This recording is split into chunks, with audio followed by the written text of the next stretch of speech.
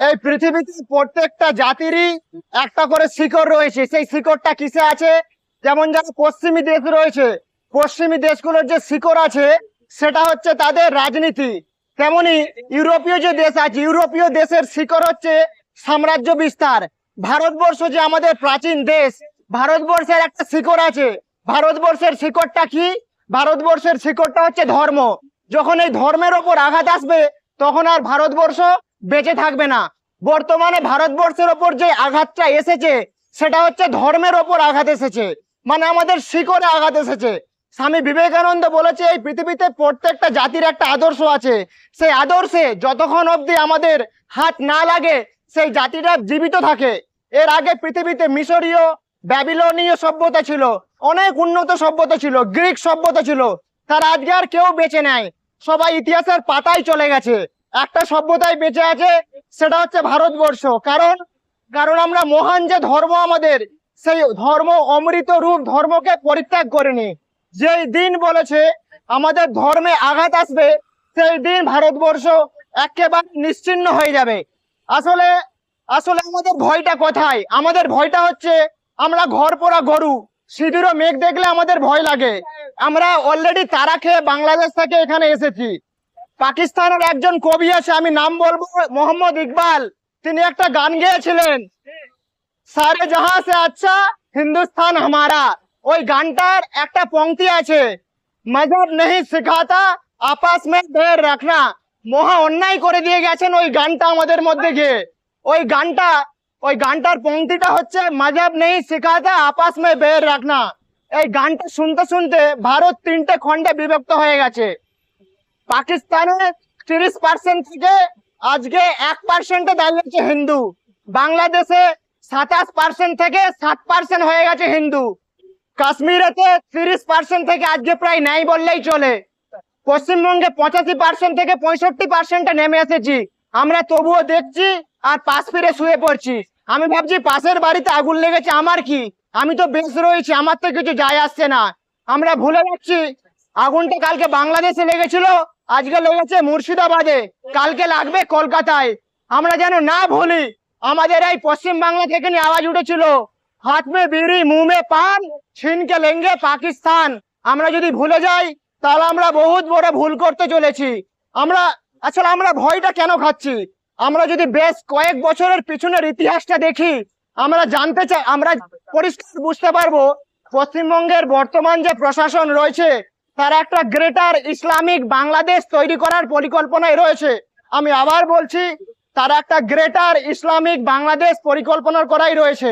কয়েকদিন আগে Bangla news paper বর্তমানে একটা পংক্তি ছাপা হয়, তাতে লেখা ছিল বাংলাদেশের সঙ্গে পশ্চিমবঙ্গ, বিহার, উড়িষ্যা, ঝাড়খণ্ড নিয়ে তারা গ্রেটার ইসলামিক বাংলাদেশ তৈরি করতে চাইছে। বাংলাদেশের সাথে পশ্চিমবঙ্গ, বিহার, উড়িষ্যা, ঝাড়খণ্ডকে নিয়ে গ্রেটার ইসলামিক বাংলাদেশ তৈরি করতে চাইছে। তার অলরেডি ব্লুপ্রিন্ট বেরিয়ে গেছে। পশ্চিমবঙ্গে জায়গায় জায়গায় আল কায়দার শাখা রয়েছে, জামায়াতে ইসলামের হ্যান্ডবিল প্রচার হচ্ছে। আমাদের এখানে যখন এনআইএ আসে তখন এনআইএ এর উপর হামলা চলে। পশ্চিমবঙ্গের বর্তমান শাসক দল এনআইএ, সিবিআই, সিআরপিএফ, বিএসএফ এমন কোন কেন্দ্রীয় দপ্তর নেই যেখানে আঘাত করতে বাকি রাখেনি। ক্যালকাটা হাইকোর্টকে বলছে বিজেপির পার্টি অফিস, ক্যালকাটা হাইকোর্ট থেকে বেরিয়ে আসা রায়কে বলছে বিজেপির পার্টি অফিস থেকে বেরিয়ে আসা রায়। গণতন্ত্র বলে কিছু আমাদের পশ্চিমবঙ্গে আছে। আমরা জানি গণতন্ত্রের 4টি স্তম্ভ আছে, সেগুলো কি কি? সাংসদীয় ব্যবস্থা, প্রশাসনিক ব্যবস্থা, আইন মাধ্যম আর হচ্ছে মিডিয়া। পশ্চিমবঙ্গে সাংসদীয় ব্যবস্থা পুরোপুরি শেষ, কারণ ভোট পরবর্তী হিংসায় আমরা দেখেছি হিন্দুদের উপর কি হারে অত্যাচার চলেছে। পশ্চিমবঙ্গের যে প্রশাসনিক ব্যবস্থা, পশ্চিমবঙ্গে একটার পর একটা মন্ত্রী আমলা জেলের মধ্যে, পরিষ্কার পশ্চিমবঙ্গে প্রশাসনিক ব্যবস্থা একেবারে কলাপস চলে গেছে। আমরা যদি বলি পশ্চিমবঙ্গের আইন ব্যবস্থা কিছু নাই বললেই চলে। আর মিডিয়ার কথা তো যত না বলবো ততই আমাদের ভালো। আমরা শুনেছি পশ্চিমবঙ্গের বর্তমান আমাদের কলকাতার যিনি মেয়র, তিনি বলছেন পশ্চিমবঙ্গের আগামী দিনে অর্ধেকের বেশি হিন্দু উর্দু ভাষায় কথা বলবে। আগামী দিনে কলকাতার মেয়র বলছে অর্ধেকের বেশি হিন্দু উর্দু ভাষায় কথা বলবে। এছাড়াও কয়েকদিন আগে আমাদের মাননীয় মেয়র ফিরহাদ হাকিম তিনি বলেছেন, যারা ইসলাম নিয়ে জন্মগ্রহণ করেননি তারা দুর্ভাগ্য নিয়ে জন্মগ্রহণ করেছে। তিনি বলেছে দাওয়াতে ইসলাম, ইসলামের দাওয়াত দেওয়ার কথা বলছে, যে আমাদের উচিত ইসলামের দাওয়াত দেওয়া। মমতা বন্দ্যোপাধ্যায়কে আমরা দেখেছি মুসলমান ভোট আদায়ের জন্য মাথায় টুপি পরে কি হারে মুসলিম ভোট আদায় করে, ঈদের নামাজ পড়তে কিভাবে যাচ্ছে, ইফতার পার্টিতে কিভাবে যাচ্ছে। মমতা বন্দ্যোপাধ্যায় ত্রিপুরার একটা মন্দিরেতে শিব মন্দিরে গিয়েছিল পুজো করতে। শিব মন্দিরের ব্রাহ্মণ মমতা বন্দ্যোপাধ্যায়কে বলে আপনার গোত্র কি? মমতা বন্দ্যোপাধ্যায় বলে আমার গোত্র মামাটি মানুষ। হিন্দু ধর্মের ওপর এত বড় লাঞ্ছনা আর কেউ মানে না। তৃণমূল এমন একটা পার্টি যার দলের নেতা সিদ্দিকুল্লাহ চৌধুরী 2020 সালের 1 অক্টোবর আল কায়দার জঙ্গিদেরকে ইনোসেন্ট বলেছে। সিদ্দিকুল্লাহ চৌধুরী আল কায়দার জঙ্গিদেরকে ইনোসেন্ট আখ্যায়িত করেছে।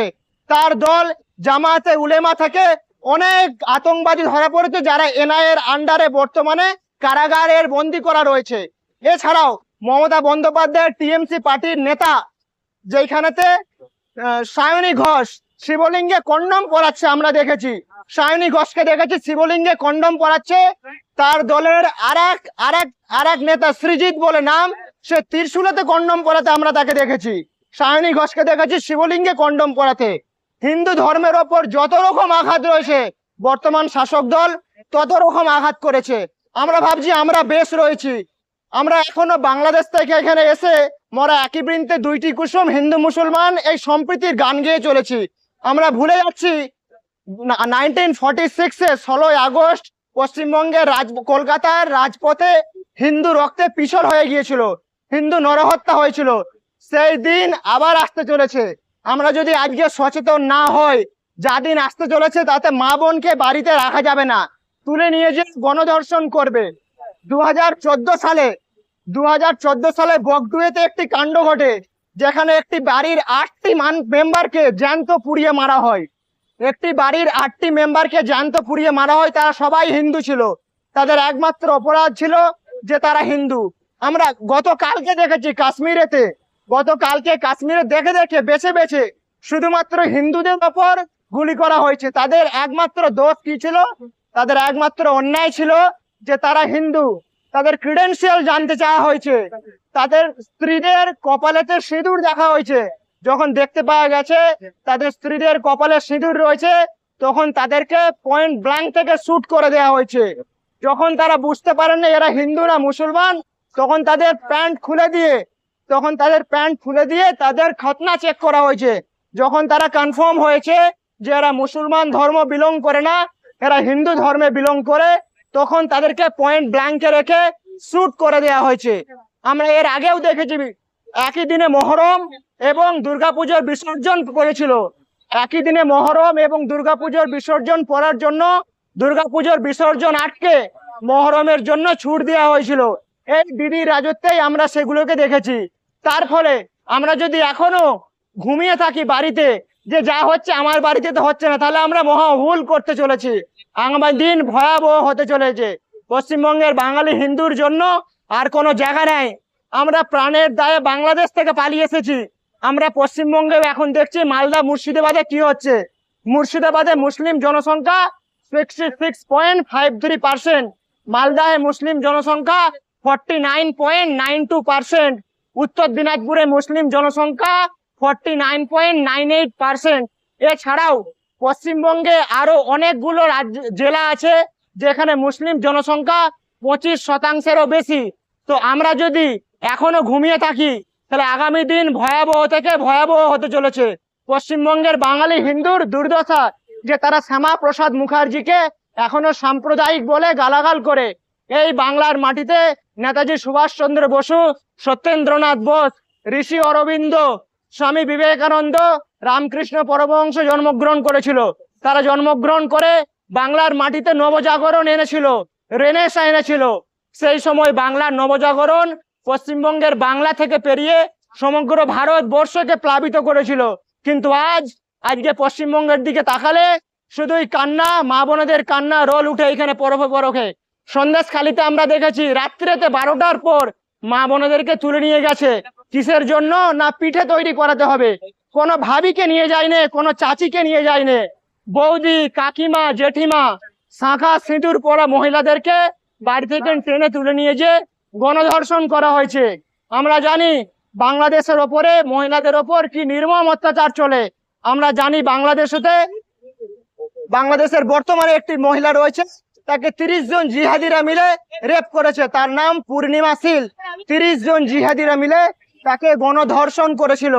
এছাড়াও ইলা মিত্রকে আমরা জানি, ইলা মিত্রকে গণধর্ষণ করে তার যৌনাঙ্গে গরম ডিম ঢুকিয়ে দেওয়া হয়েছিল।